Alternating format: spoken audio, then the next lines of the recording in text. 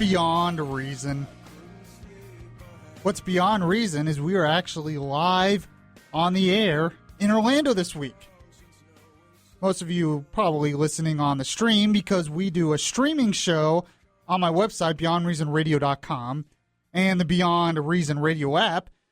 But this one week, because we had the availability, we are also on News Radio 102.5 WFLA in Orlando. So those who are listening exclusively on there, welcome. Welcome to the show. You are listening to Beyond Reason Radio. I am your host, Michael Yaffee, the voice of reason in a world that is beyond reason, and we sift through everything in the news that is beyond reason. If you're listening on News Radio 102.5 WFLA, you know me from Good Morning Orlando, which is on this station every morning from 6 to 9. I produce with Bud Hettinger and Deborah Roberts. But on Mondays and Fridays, I do my show Beyond Reason Radio, beyondreasonradio.com, and the Beyond Reason Radio app, where you can stream live, or you can check the podcast of this show pretty much anywhere their podcasts are available. But the best place to go is probably iHeartRadio. Go to iHeartRadio, search Beyond Reason Radio on iHeartRadio, and you can check out the podcast of all my old shows. So you can check out the show. So if we're not always on WFLA like we are today, you can still catch the show anywhere, anytime. And, of course, as always, I am joined by executive producer, Mr. Michael Formasano. How's it going, Mike? I made it. I made it through the week. That's good. Oh, yeah. It's not a bad week either. How was yours? It was all right, except this one guy didn't show up one morning. Who's that? I won't bother you ananymore about that. What kind of person doesn't show up for a radio show? That's just so unlike me. I mean them. Yeah.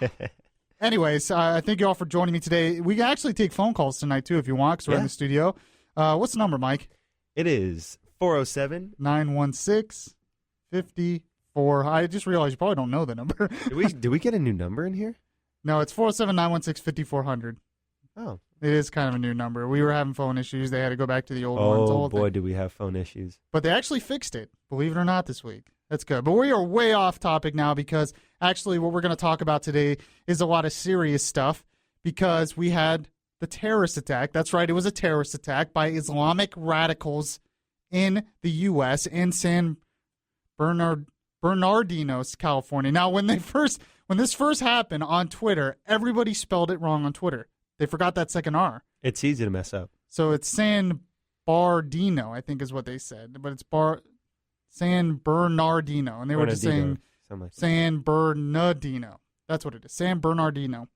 And so the hashtags are all messed up. It's kind of interesting how that happened. But what's really almost scary is how predictable this attack was. And what do I mean by that? Well, a couple weeks ago on this very show, now I can't take full credit for this because I got the audio from the Kelly file on Fox News, but I played this audio 2 weeks ago because I was like, why isn't this being played everywhere? And this audio is from a former CIA agent who was infiltrated in Al-Qaeda.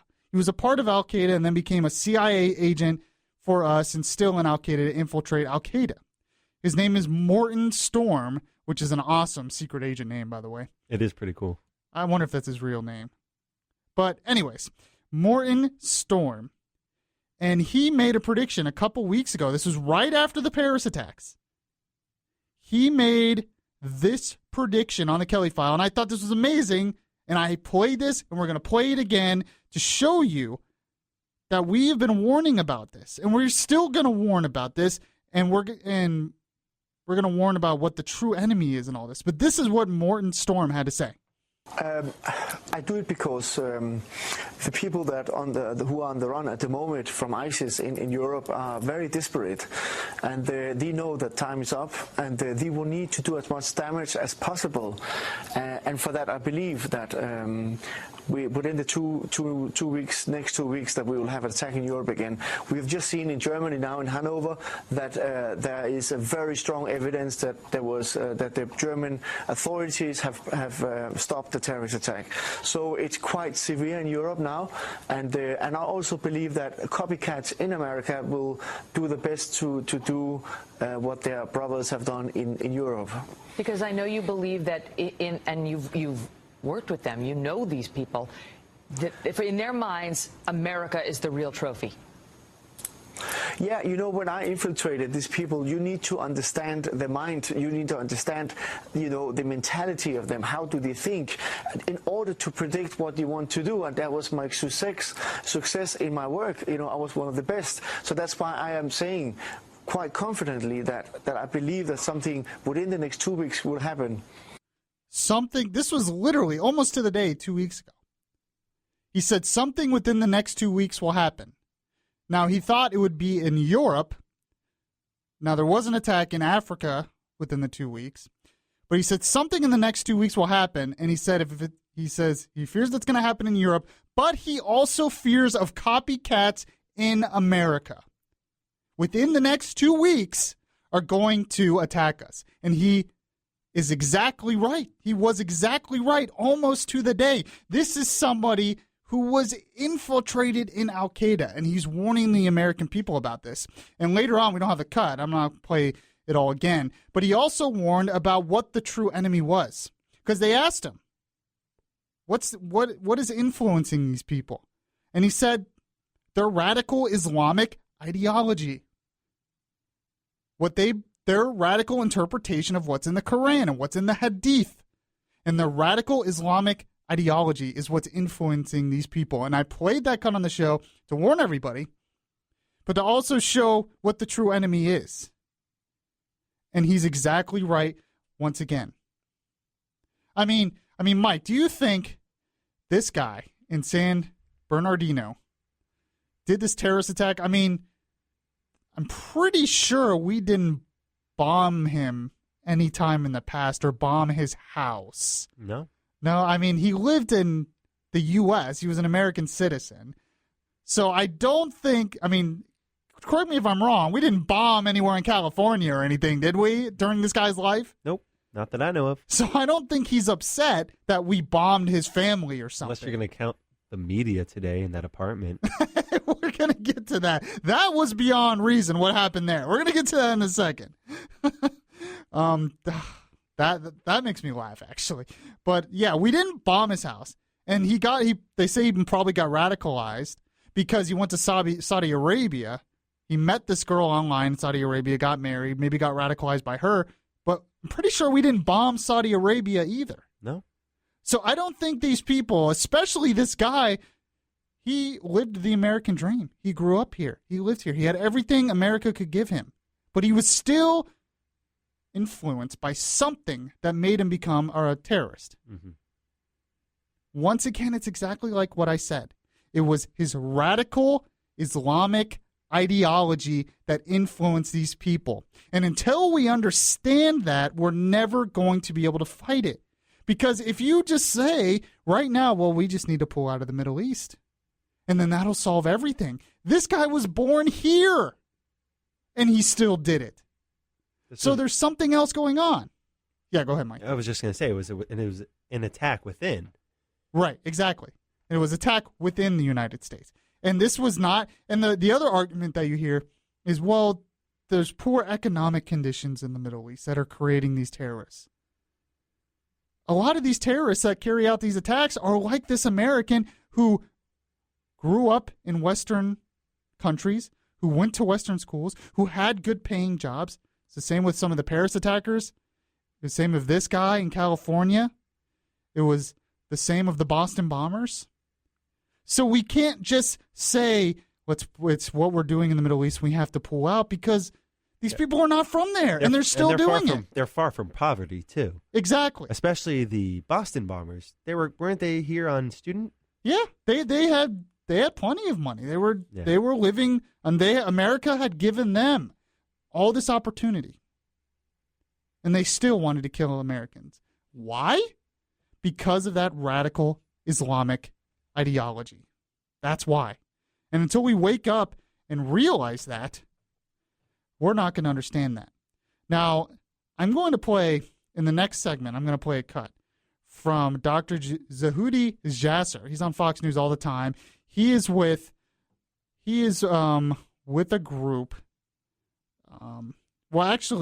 He did a group, Summit of Western Muslims Voices of Reform Against the Islamic State and Islamism. They did a summit in D.C. this week led by his group of reform, calling for Muslims, good Muslims, to stand up and ask for true reform because there is a big part of their religion, not necessarily the religion, but people in their religion, in many countries in the world that have a very radical interpretation of the Quran, a very radical interpretation of the religion, and that ideology is spreading across the Middle East. And what he is calling for is reform, is spreading the idea of what Islam, he believes Islam should be. It should be good and should want freedom and all this stuff. And he's doing a summit. But I have audio of him from Monday, right before the attacks, where he talks about this. And he talks about, this is a guy who is Islamic himself, a Muslim himself. And this is a guy who is saying, just like we're saying, that it's not only up to us to name the enemy, it's not only up to our leaders to wake up and name the real enemy, but it's up to Muslims to wake up and name the real enemy. Because they're going to be the ones that have to do it too. But they're not doing it right now. They're afraid to do it right now. And he's saying that has to change. We have to call for reform and get rid of this radical Islamism that is all over the world. So I'm going to play that cut next. Also, we're going to talk about what happened today that was beyond reason, the media. I mean, Mike saw this with the media. Oh, yeah. So we're going to talk about, because what they do, they pried open the door. The landlord allowed the media into the apartment, and they busted into this place at the. Oh my! The videos were funny. It was like a party. It's like a floodgate, is what it was. Yeah, and they're like taking pictures of everything. Ooh, it's a chair. The chair of a terrorist. A terrorist sat in this chair. This is what terrorists like to sit in, and never buy mahogany. It was silly. It's just so amazing how desperate media is nowadays, and news media is for this kind of stuff. You are listening to Beyond Reason Radio on BeyondReasonRadio.com and the Beyond Reason Radio app, and tonight also on News Radio 102.5 WFLA. If you heart Beyond Reason Radio, listen to the Beyond Reason Radio podcast on iHeartRadio. Just download the iHeartRadio app and search Beyond Reason Radio.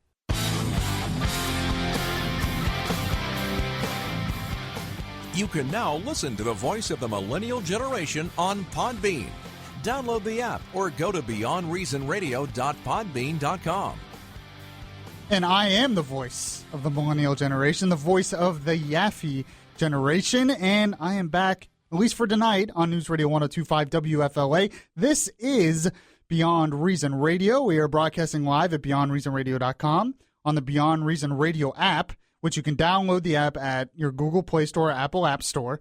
And you can listen to the show live Mondays and Fridays at 8 p.m. on the app, or you can check out all the old podcasts on the app as well. And not just of the show, but I also do Yaffee World sometimes. I post on there, and I do an interview of the week. And this week I interviewed Dr. Jane Orient, who is actually a noted physician, but she talked about new EPA regulations that are trying to push on the U.S., and how damaging that would be for the health of America. Because she had an article this week called Carbon Doesn't Kill, Poverty Does. And she says it's getting to the point where these EPA regulations for the environment, these environmental regulations, are going to create so much more poverty that's what's going to affect the health of people, not emissions or whatever. That's not what's really affecting our health anymore. It's going to be poverty and the lack of access to good medical care because of that poverty. And it's a very interesting interview, so just go to beyondreasonradio.com or anywhere the podcast is, and you can listen to that interview as well. And, of course, you know what's beyond reason. I wish we need to go to San Bernardino and check out what the closet of the terrorists looked like. Oh, my gosh. We were watching the video earlier, and they're like raiding the closet. Yeah. What did they find? Did you know that terrorists use hangers? Dun dun dun. I know, it was so funny, and they're like, oh, this is very interesting, and Mike and I are like, no, not really. Not really at all. This is really dumb. You're just looking for anything to fill time, but you're not finding. And they flooded that apartment with media today. It was almost it was insane. Nothing. There's nothing there. Not a single shot that any of the news stations took. Not one of them didn't have 4 other camera guys in the shot. Like, you can see them. No, you could barely walk around in that place. They all just had a party afterwards. Seemed like it. They were playing beer pong later. Is that what it was? No, there's not enough room in there for that. This is the beer pong table where the terrorists played beer pong. It was so silly. So it was definitely beyond reason. In the last segment, I was talking about. I'm going to play a cut here from Dr. Zehudi Jasser, who is with the Western. It's a long name, and I had it up here, and I don't have it anymore. But they did a summit in D.C. for reforming Islam, and it was called the Summit of Western Muslim Voices of Reform Against the Islamic State and Islamism. And this guy, Zehudi Jasser, who is on Fox News all the time, he is with the American Islamic Forum for Democracy. He's one of the good Muslims. But he has been talking about and warning about that Muslims and the U.S. and our leadership, all these people need to wake up to what the real enemy is. That one way to really fight the enemy of radical Islam, and he even admits, he is Muslim himself, and he even admits, we have to fight the enemy of radical Islam. We have to fight this cancer in our own religion. If we don't fight the ideology head on as well, we have to fight it militarily, but we have to fight the ideology as well. We're not going to be able to defeat them. And he wants to promote the good parts of Islam and call for reform against those in the religion who want evil. And I found this interview. It was actually on Fox Business. I found this interview with him. It was from Monday, so it was actually before the attacks in San Bernardino. And, well, this is what he had to say. And we're gonna kind of go through a lot of this and talk about what he had to say, because I think it's really important for the future of this discussion. Go ahead and play that, Mike. What is it that in your view, what is it that Hillary Clinton and President Obama are getting wrong? Well, Trish, they are pathologically wedded to the apologist. They actually are trying to enact blasphemy laws, and they're rejecting the time in history that Islam is in. I mean, imagine our founding fathers who were fighting against Christian theocracy didn't want to identify the theocrats as being part of the problem. And that's where Islam is in its time in history. So for all that pandering to Muslim minority victimology and minority politics, the reason naming it is important is it's not a battle against Islam, but it is certainly a battle within the house of Islam. And if we want to figure out who our foes are and who our friends are, you can't do that unless you begin to identify the theocrats or the Islamists. I mean, Hillary herself called them jihadists.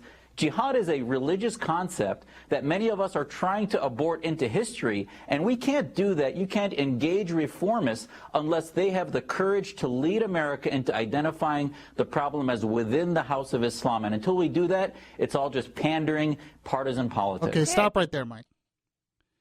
For one, he made the same point I did last week. Like the exact same point. which is, Mike, you remember, you looked at me and shook your head. So, and I made this point last week when he talked about jihadism. What did he say? About jihadism? Yeah. That it's not really what people think it is type thing? Well, yeah, it's a religious term. Yeah. So she's saying we can't call it radical Islam, but we can call them jihadists. Well, yeah. Jihadism comes from the religious term. It comes from Islam. It's a religious term. And he made the same point that I did. But remember, this guy is a Muslim. And I thought he made an excellent point, because he's talking about how our founding fathers, and even before them, when they traveled to this country, they were fighting against the Christian theocrats in their religion. Now, that didn't make them against all Christianity when they fought against that, because they themselves were Christian. Our founders were Christian themselves. They were fighting those in the some of the churches and some of the leadership in the churches, the theocrats who are going against what the true religion should be and perverting the religion. But it doesn't mean they hated all Christians, but they were willing to point out the perversions in Christianity in order to fix Christianity and bring about the true Christianity. This is what we have to do today, but because of political correctness, we're so afraid to even address it. I still see articles from the left every day that say, well, we can't talk about how we hate all Muslims, the Republicans and their hatred of all Muslims. And it's like, how much are we going to have this discussion? Can we not even have a reasonable discussion on this anymore? We're not saying we hate all Muslims. Obviously don't, because I like this guy, and he's a Muslim. But he makes sense. And he wants to fight the perversion in his own religion. And that's what's going to happen. We have to fight the ideology, because the ideology is what is influencing everybody in all these different places of the world. Dr. Jasser continues here. And if I were Islamic, I'd kind of want to know that people do define it as extreme Islam. In other words, this isn't something that's about the entire religion. It's about this minority, the extremists, the radicals in the group.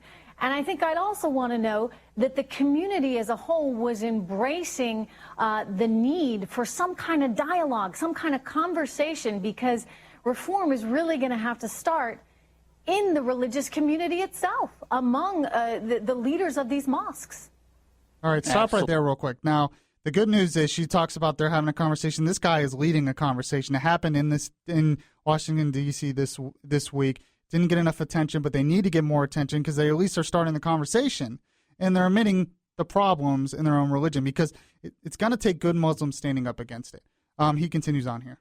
Absolutely, and the bottom line is this whole issue becomes simply a tool for her to pander to a minority, to pander to politics, rather than to look and say, you know what, even, Trish, I would even tell you saying it's radical is a bit letting Muslims off the hook. The radical Islamists of ISIS come out of a large political movement that won elections in Egypt with the Muslim Brotherhood and in Tunisia, but then were rejected. The Islamic Republic of Iran, we don't seem to bother with any heartburn in calling them Islamic, while they hang and torture and abuse women and homosexuals and others. I mean, these countries are bastions of oppression that call themselves Islamic, from Pakistan to Iran to Saudi Arabia, and yet it's just ISIS that offends us? No. If you want Muslims to wake up and take ownership of our house, we need to call a spade, and then that'll put the fire under the feet of Muslims to begin the hard work of reform. Otherwise, you're going to keep Muslims asleep and let the OIC lobby control what is and what is not Islam, which is really not a strategy. Amen. That's basically what I've been saying for a long time. But it's just amazing to me. This is never going to happen. Not under our current leadership. It's just not going to happen. Because, one, you have those on the left in the leftist media who are not willing to say this, even though a Muslim himself is willing to say this. But we have leadership that's not willing to address the real problem. Obviously, ISIS is not our own. They are our enemy, but they're not the only enemy. They're being influenced by what he said, a political movement, a radical ideology. And he named country after country, place after place where this is growing and spreading, and nobody's standing up against it. And until good Muslims for democracy stand up against it in the world, and until our leadership stands up against it and says we have to push our own good values, to say America values of freedom, of democracy, of individual liberty. We have to be willing to go to these countries who are Muslim and not be afraid to offend them, but actually say what's the truth, and if we're going to want to fight this. But our leadership doesn't do that. Obama just goes and he says, well, America's made mistakes and you all have your own way of life and we have our own way of life. No, maybe there are some things about our way of life that is better, that we need to push so these countries can maybe want that. But what else is beyond reason is this is all being perverted now. This whole conversation, this is what the conversation should be about, what I've just talked about. But this whole conversation now is being perverted into another conversation about gun control. That's what the president and other people are doing now. They're trying to get away. That's their strategy right now, to get away from the radical Islam thing that they should be talking about, because they're making this an issue about gun control, which is not. That's not the issue. We're going to talk about that next. You are listening to Beyond Reason Radio here on BeyondReasonRadio.com, the Beyond Reason Radio app, and today we're on News Radio 102.5 WFLA. You can catch the latest Beyond Reason podcast on SoundCloud today.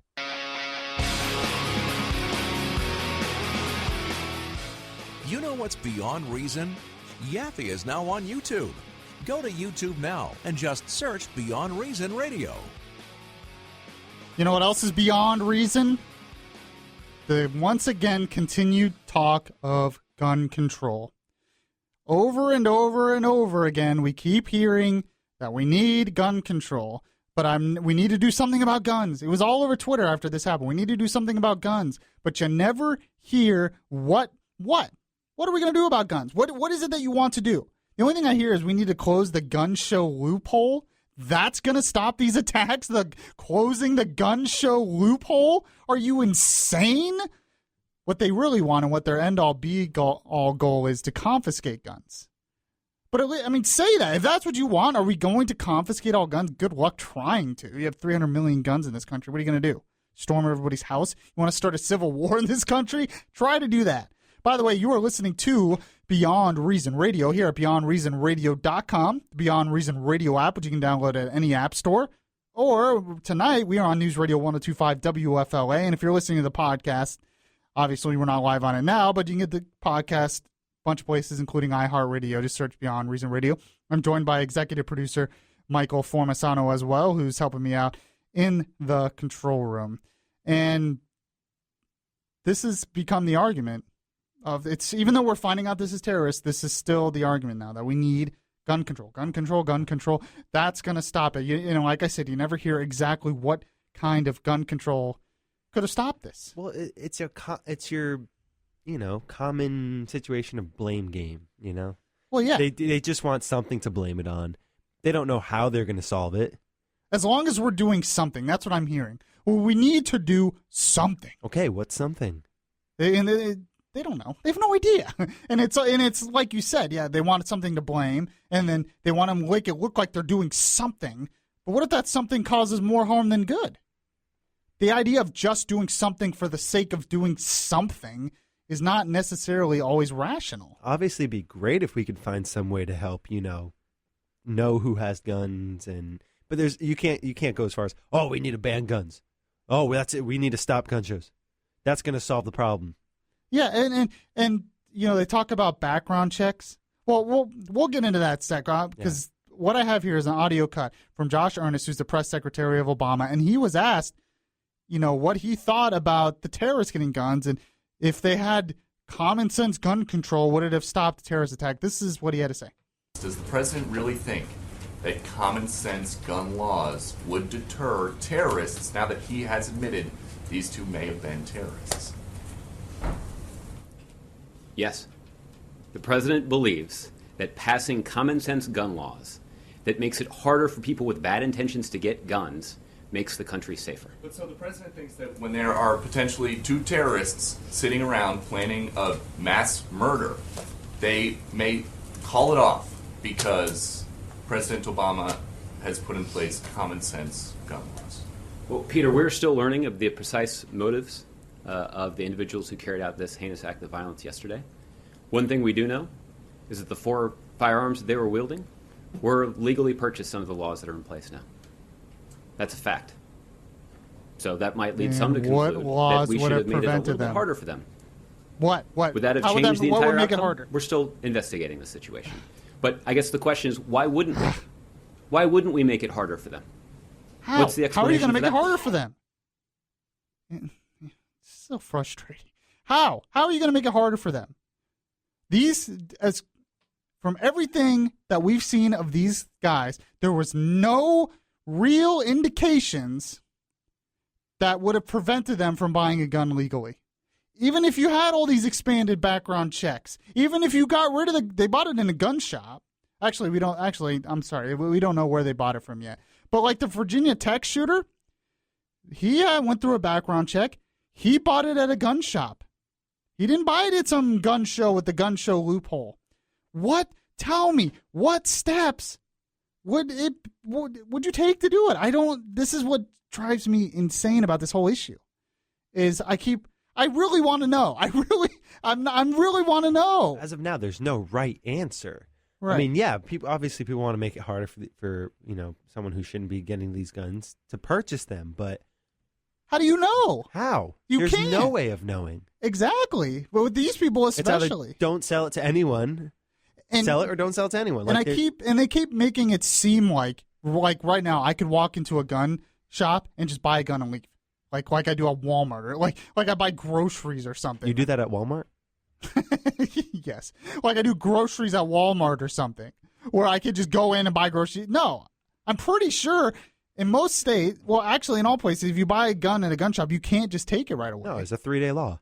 It's a 3-day law. There's background checks that have to go through. They look into your record, and you have to be licensed to carry and all that stuff. All this stuff is in place. So when they're saying we need background checks, we already have them. That already exists. It all exists. So that's why I'm saying, what do you want? Are you wanting to ban all guns? Just say it. Is that what you want? You know that's what they want, but they can't say it. They can't say that. I mean, and even if they didn't buy it in a gun store, it's way too easy to get guns on the street. Yeah, and just buy it. That's not going to go away. I mean, it's just especially if they try to ban guns. There's just going to be more black market guns. Yeah, and most of the gun violence in this country is done by the gangs.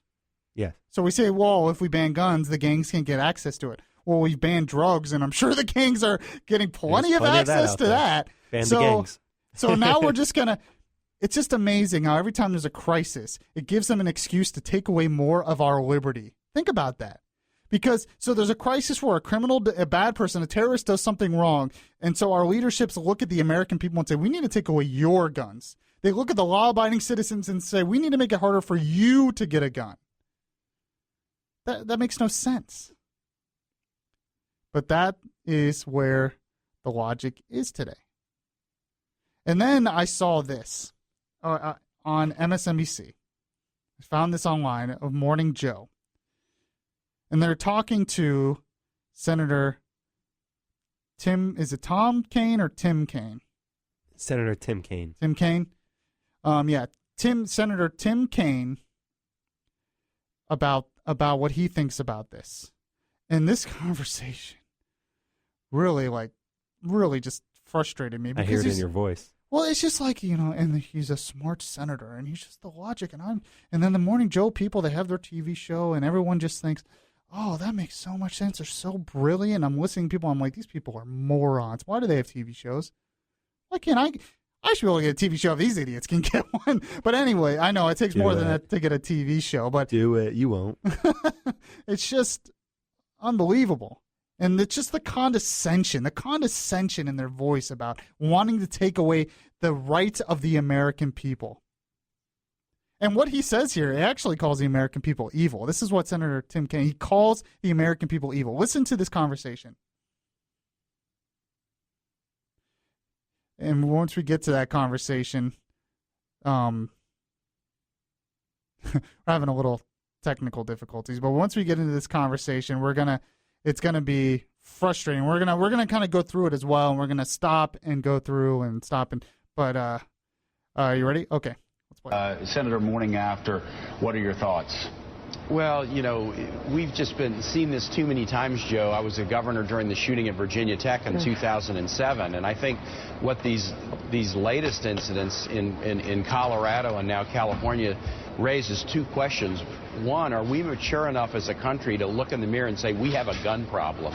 A 12-step program starts with you got to acknowledge you have a problem. Are we mature enough to acknowledge that? And second, for those of us here, are we willing to stop being bystanders? Because Congress has been a bystander to all this, and there's always that voice that comes out and says, oh, this particular fix wouldn't have done anything about it, so let's do nothing. Yeah. Stop right there.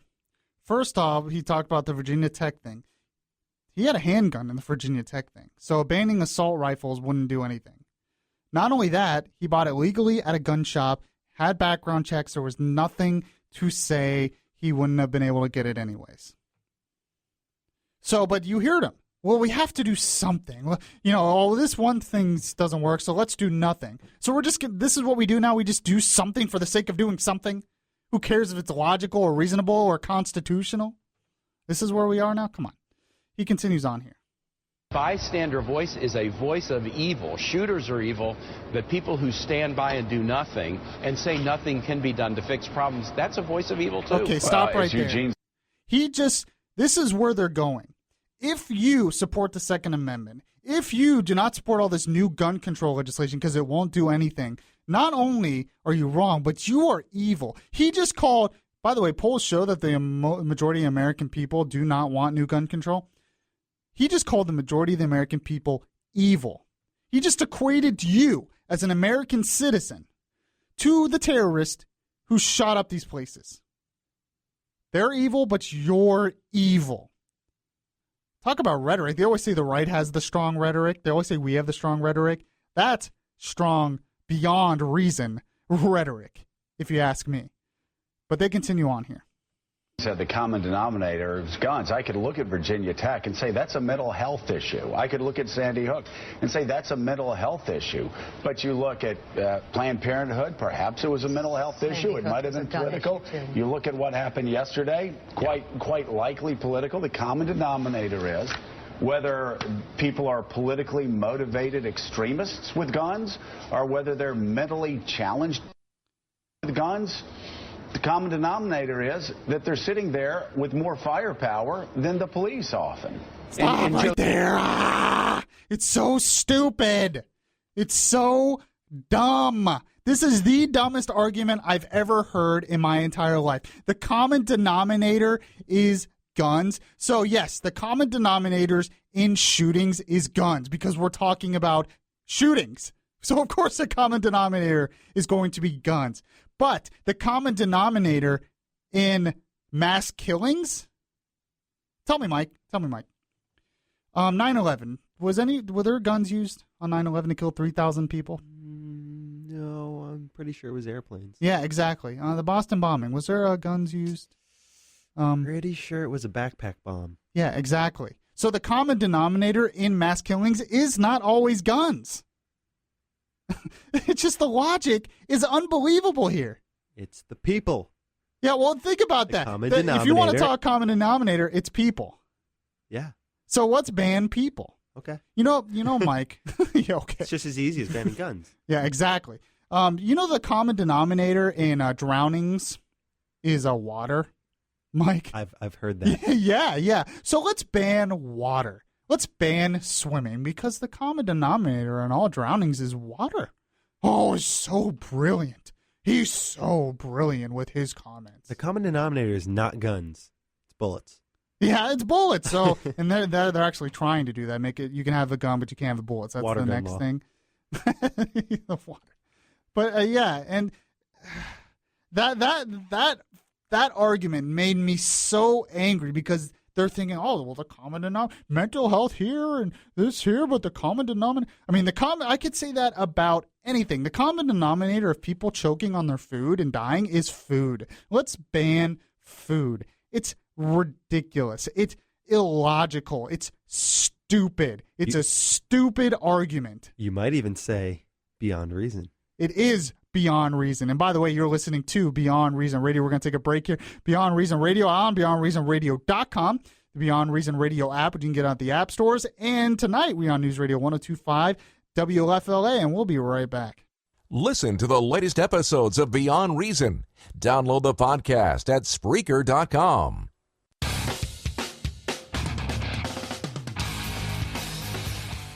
You want to listen to Beyond Reason Radio live on your smartphone? Download the Beyond Reason Radio app now. Available in the Google Play or Apple app stores. Yes, you are listening to Beyond Reason Radio here at BeyondReasonRadio.com, the Beyond Reason Radio app, and News Radio 102.5 WFLA. We are the voice of reason in a world that is beyond reason. I am your host, Michael Yaffee. This is Orlando's Smart Talk Radio. Unlike the stupid people in the audio I just played from MSNBC, that was beyond reason. By the way, there's a stat here, according to the Washington Post. In 1993, there were 7 homicides by firearm for every 100,000 Americans. By 2013, that figure had fallen by nearly half to 3.6 per 100,000. In the same amount of time, 1994, there was 192 million firearms. That increased to 310 million firearms by 2009. So almost doubled within those years that gun homicides went down. When you take out, Washington Point takes out that when you take out the gun-free zones, gun homicides are down, even though gun ownership is up. And then we play this audio. I want to play this again. It's Morning Joe Scarborough, and talking to Senator Tim Kaine, and they're talking about the common denominator in these mass shootings. And they think they're so brilliant, and they're so condescending to the American people. They're evil. Tim Kaine said that you are evil if you don't believe in this so-called common sense gun control, even though they don't explain what that looks like. But this is what, if you have it already, Mike, this is what they said. I want to play this again because it's that beyond reason. You look at what happened yesterday, quite likely political. The common denominator is whether people are politically motivated extremists with guns or whether they're mentally challenged with guns.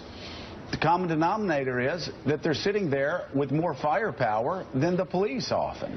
And Joe, not just guns, because we do have a Second Amendment, but the ability to get as many as you want, wherever you want, whenever you want, with huge capacity magazines that have no purpose for hunting or other legitimate uses of firearms.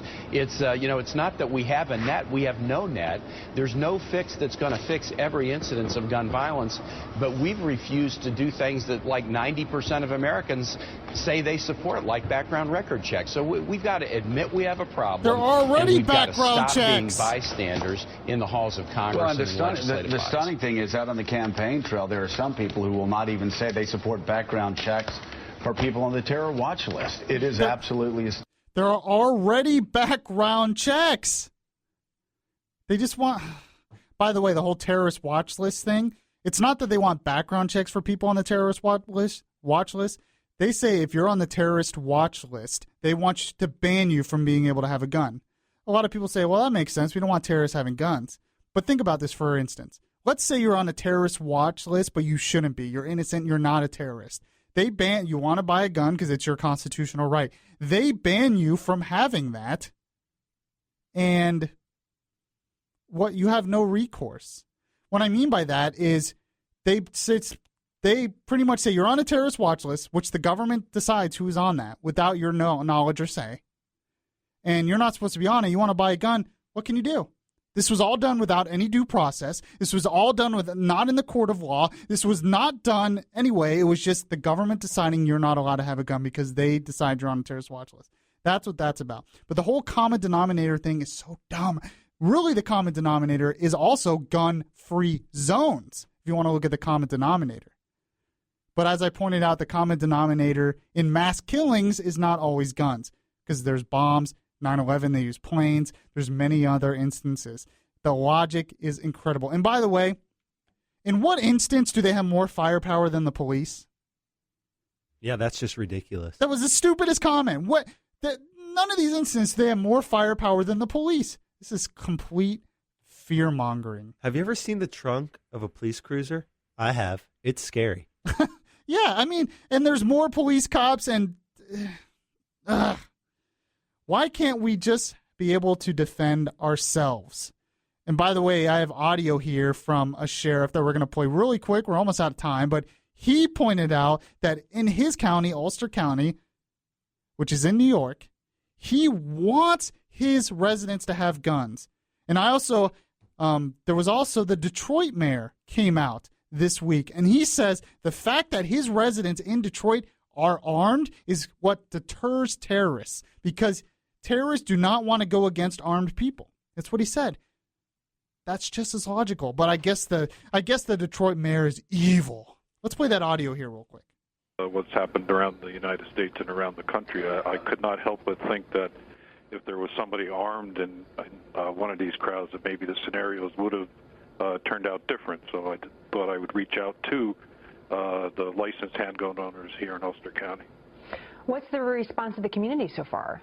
Okay, stop right there. That's all enough. But he says later, too, that he wants to reach out to people in the county to be able to do this. You have mayors, you have police chiefs. That was actually the police chief of Detroit who said that thing earlier, who was saying, I want my citizens to be armed because the cops can't be there. The cops can't get there right away. But this is where it's going. We need common sense gun control legislation. What does that look like? I don't know.